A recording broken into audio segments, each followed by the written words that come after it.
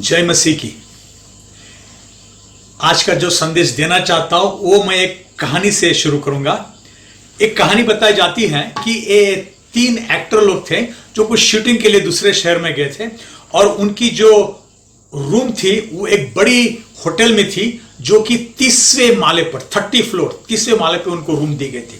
हर रोज वो जाते थे शूटिंग के लिए, फिर शाम को लौट आते थे। ऐसे एक दिन वो लौट के आए, बहुत थके हुए थे, पूरा दिन उन्होंने बहुत मेहनत की थी। अपनी कार लेके आए शाम को और फिर शाम को उन्होंने पार्क की होटल के पार्किंग एरिया में। और जैसे होटल में प्रवेश किया, रिसेप्शन वालों लोगों ने आके कहा कि भाई एक आपसे बात बोलनी है। ऐसे वो हमारे पास 2 लिफ्ट हैं जो लोगों को ऊपर नीचे ले आती है, लेकिन ये दोनों लिफ्ट एक के बाद एक दोनों खराब हो चुके हैं। इसलिए अगर आपको अपने रूम पे जाना है तो आपको सीढ़ी से चढ़ के जाना होगा। ये तीनों एक्टर लोग बहुत परेशान हो गए। अभी ऐसे था कि ये 3 एक्टर जो थे, एक कॉमेडियन था, एक फिल्म का हीरो था और एक विलन था, और हमेशा ऐसे ही एक्टिंग करते थे। इसलिए उन्होंने सोचा चलो अभी ऊपर चढ़ना ही है तो क्यों ना करें। भाई तुम कॉमेडियन जो कॉमेडी करने वाला था बोला तुम अपने चुटकुले सुनाओ, अपने थोड़े पुराने फिल्म के जो कॉमेडीज थे वो थोड़ी एक्टिंग करो, और करते करते जाएंगे तो हमारा मन उसमें मशगूल रहेगा, तो हमें पता नहीं चलेगा जब हम माले चढ़ रहे हैं। हमारे पांव दुखेंगे लेकिन हमारा ध्यान तुम्हारे चुटकुले पर रहेगा। तो भैया कॉमेडियन जो कॉमेडियन था उसने अच्छे सारे जोक सुनाए और उनके पांव दुख रहे थे, फिर भी वो हंसते हंसते हंसते कुछ 10-12 माले ऊपर चढ़े। उसके सब चुटकुले खत्म हो गए तो उसने कहा कि भाई अभी हीरो आपने काफी फिल्मों में काम किया है और आप हीरो के नाते आपने अच्छे अच्छे डायलॉग दिए, क्यों ना आप अच्छे डायलॉग बताएं ताकि उसमें हम मशगूल रहेंगे और चलते रहेंगे। वो फिर धीरे धीरे धीरे चलते रहे और ये हीरो ने एक के बाद नए नए डायलॉग लगाए। वो बहुत खुश हुए, उनको बहुत अच्छा एंटरटेनमेंट हुआ। ऐसे करते करते करते उन लोग 25 माले तक पहुंच गए। फिर उसके जितने डायलॉग थे खत्म हो गए। उन्होंने देखा तीसरे भाई थे तो वो विलन थे। उसने कहा विलन आपने तो काफी विलन का रोल किया है, तो क्यों ना आप अपने विलन के रूप में खतरनाक जो डायलॉग होते हैं वो डायलॉग दीजिए। तो विलन ने कहा मेरा जो पहला डायलॉग है वो कोई फिल्म का नहीं है, ये सही किस्म का डायलॉग है, आज के लिए बिल्कुल सही डायलॉग है। उन्होंने कहा क्या डायलॉग है बताइए। बोला आप और हम आज 25 माले तक पहुंच गए हैं। तुम और हम 25 माले तक पहुंच गए हैं, हमारे को 30वें माले तक जाना है, लेकिन हमारे रूम की चाबी हम कार में भूल गए हैं। हमारे रूम की चाबी हम कार में भूल गए। अभी सोचना है इन तीनों के मन में क्या क्या गुजरती होगी, कैसी निराशा होगी, कैसा दुख होगा, कैसे उनके पांव में दर्द होगा। ऐसे वक्त एक गुण बहुत ही महत्वपूर्ण होता है और वो है धीरज। और धीरज का गुण अगर नहीं होता है तो ये 25वें माले में एक बहुत बड़ा प्रॉब्लम हो सकता है। प्रभु चाहता है कि उसकी ओर से हम धीरज अपने जीवन में लाए और धीरज की गुण हमारे जीवन में हम सीखें। गलातिया के 5वें भाग और 22वें आय में लिखा है, पर आत्मा का फल प्रेम, आनंद, मेल और धीरज है। तो ये एक धीरज जो है ये मनुष्य के ताकत का फल नहीं बल्कि पवित्र आत्मा के द्वारा दिया गया ये फल हमें अपनाना है। और ये जो धीरज का जो शब्द है उसका जो मूल यूनानी भाषा में शब्द है उसको कहते हैं मैक्रोथुमिया। मैक्रो मतलब विशाल, बड़ा, चौड़ा, और थुर्मिया का मतलब होता है गर्मी या पीड़ा। इसका मतलब है लंबे गर्मी से लंबे समय तक रहना, गर्मी में लंबे समय तक रहना या लंबे समय तक पीड़ित रहना। और आजकल ये कोरोना वायरस चालू है और आप अपने रूम में बंद है, ये गर्मी का मौसम शुरू है, आप रूम के अंदर बिल्कुल सन के बाहर की गर्मी है और ये लंबे दौर की गर्मी है। यूं समझे आपको धीरज की बहुत ही जरूरत है। तो ये धीरज के गुण आज सीखना बहुत ही जरूरी है। और इसलिए बाइबल की परिभाषा के अनुसार धीरज का मतलब है बिना निराश हुए प्रतीक्षा करने की क्षमता, बिना निराश हुए प्रतीक्षा करने की क्षमता। अगर हम धीरज हमारे जीवन में अपनाएंगे तो उसके 3 फायदे हैं और ये 3 रीति से हम ये धीरज को प्राप्त कर सकते हैं। सबसे पहली कुंजी है कि धीरज परमेश्वर की दिव्य प्रतिज्ञाओं को पाने की कुंजी है। की टू डिवाइन प्रोमिसेस, उसके द्वारा परमेश्वर के जो जितने अभिवचन हमारे लिए, उसको हम प्राप्त कर सकते हैं। इब्रानी 6:11 से 15 में लिखा है, पर हम बहुत चाहते हैं कि तुम में से हर एक जन अंत तक पूरी आशा के लिए ऐसा ही प्रयत्न करता रहे, ताकि तुम आलसी न हो, वरन उनका अनुसरण करो जो विश्वास और धीरज से द्वारा प्रतिज्ञाओं के वारिश होते हैं। और परमेश्वर ने इब्राहिम को प्रतिज्ञा देते समय जबकि शपथ खाने के लिए किसी को अपने से बड़ा न पाया, तो अपनी ही शपथ खाकर कहा कि मैं सचमुच तुझे बहुत आशीष दूंगा और तेरी संतान को बढ़ाता जाऊंगा। और इसी रीति से इब्राहिम ने धीरज धरकर प्रतिज्ञा की हुई बात प्राप्त की। तो इब्राहिम ने धीरज के द्वारा, विश्वास के द्वारा और प्रयत्न के द्वारा, ये तीन चीजें साथ मिलकर इकट्ठा करते हैं, तो हमें ये धीरज के द्वारा ये प्रतिज्ञा हम प्राप्त कर सके। मानो एक स्टूल समझना है, स्टूल के 3 पांव होते हैं, अगर ये तीनों पांव रहेंगे तो ही हम अपना सकते हैं। तो ये प्रयत्न, ये प्रयास और धीरज और विश्वास, ये तीनों का मेल मिलाप करते हैं तो हम उसको पा सकते हैं।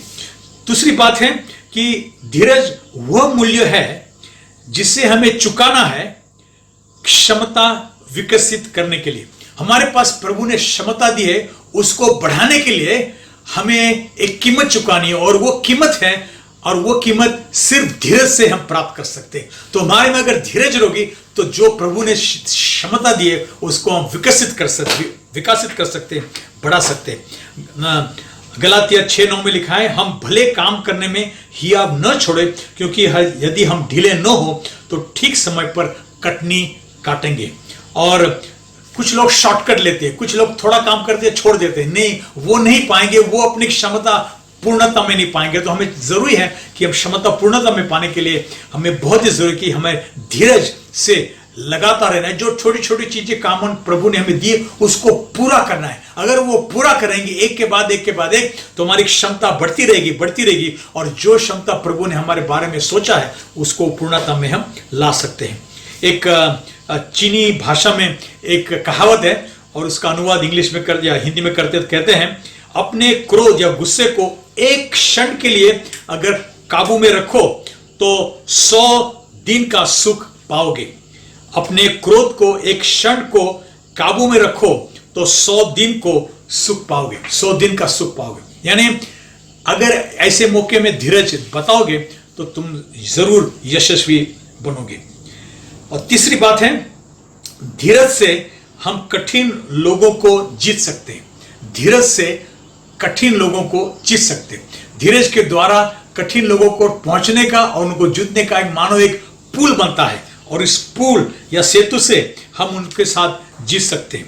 पहले थिस्सलुनीकियों उसका 5वां अध्याय 4 वचन कहता है, हे भाइयों, हमारा तुमसे निवेदन है, आलसियों को चेताओ, डरपोकों को प्रोत्साहित करो, दोनों की सहायता में रुचि लो, और सबके साथ धीरज रखो, सबके साथ धीरज रखो। इस जगह में बताया 3 किस्म के कठिन लोग होते थे, 3 किस्म जो हमारी धीरज की परीक्षा लेते हैं। एक तो वो आलसी रहते, निष्क्रिय रहते, वो मेहनती लोगों को चुनौती देते हैं। हमें इन लोगों को समझाना है, उनको चेताव पूछना, उनको उकसाना है। उसी प्रकार कुछ लोग निराश रहते, डरपोक रहते, वो हमेशा पीछे रह जाते हैं। हमें उनको प्रोत्साहित करना है, यह हमारी जिम्मेदारी। जो धीरज वाले लोग थे उनको प्रोत्साहित करते, जो आलसी रहते हैं उनको समझाते, उनको उकसाते, और जो कमजोर होते हैं और उनकी कमजोरी भले शारीरिक कमजोरी हो, भावनात्मक कमजोरी हो, आत्मिक कमजोरी हो, लेकिन ऐसे कमजोर लोगों को निपटना बहुत ही मुश्किल हो सकता है। लेकिन ऐसे लोगों को अगर आप गले लगाएं, प्रेम दिखाएं और रुचि दिखाएं, तो अपने आप वो लोग पीछे नहीं रहेंगे, वो अपने आप आगे चले आएंगे। कमजोरी जो महसूस करते हो, कमजोरी को दूर करेंगे, आगे आएंगे। तो सबके साथ हमें धीरज से काम लेना, और धीरज से कठिन लोग भी आगे आ सकते हैं। और ये धीरज की तुलना किसी ने की है, अपना जो स्कूटर हो या कार हो या बस का जो इंजन रहता है, ये इंजन के अंदर पेट्रोल डालते हैं, उसके कारण वो इंजन जोर से भागता है, तुम्हारी स्कूटर या गाड़ी या बस दौड़ती है।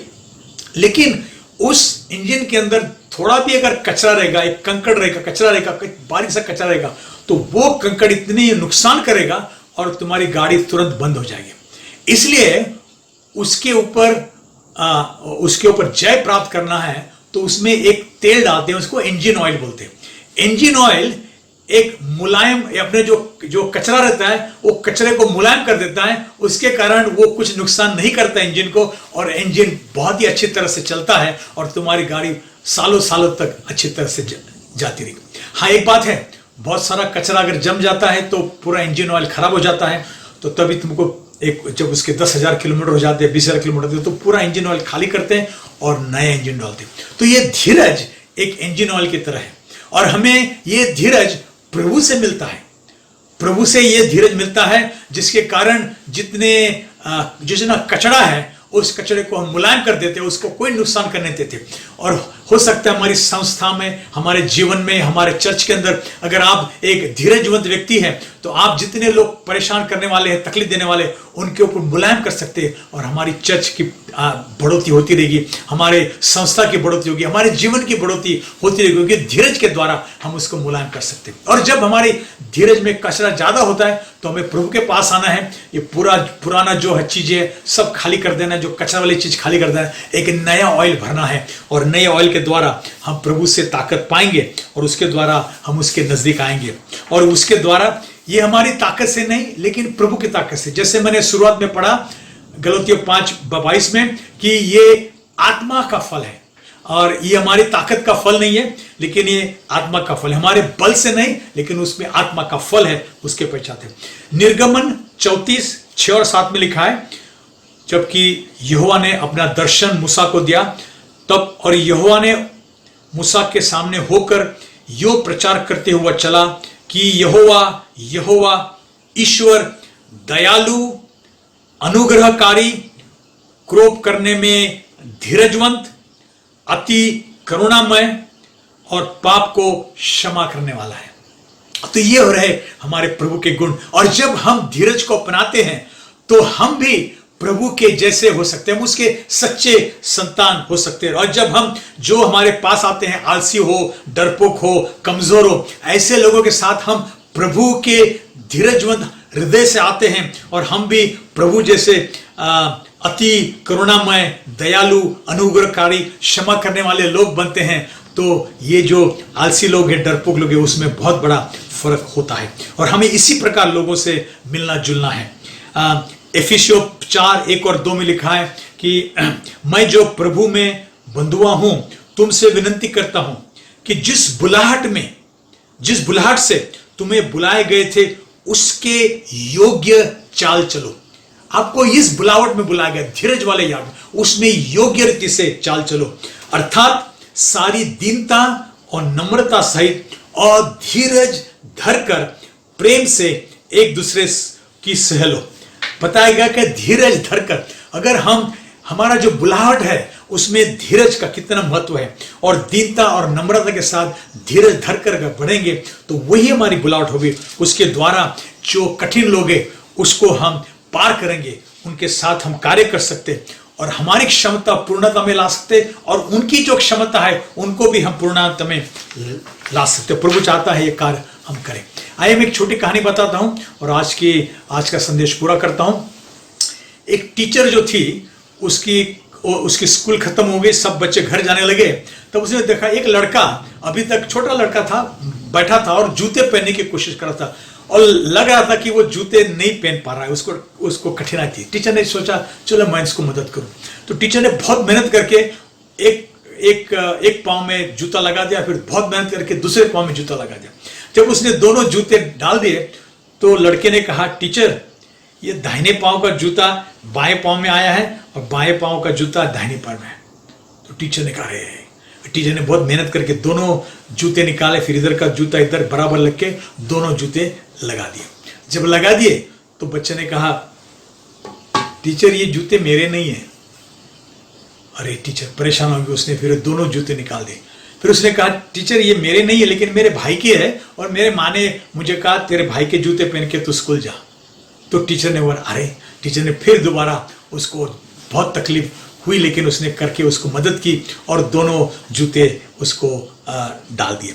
जब उसने डोल डाल दी, क्योंकि ये प्रदेश की कहानी के जहाँ की बर्फ गिरता है बाहर, इसलिए लोग जूते के अलावा अपने हाथ के मोजे भी पहनते हैं। तो टीचर ने कहा, भाई तेरे को बाहर जाना है, तेरे मोजे के तरह मोजे पहन ले।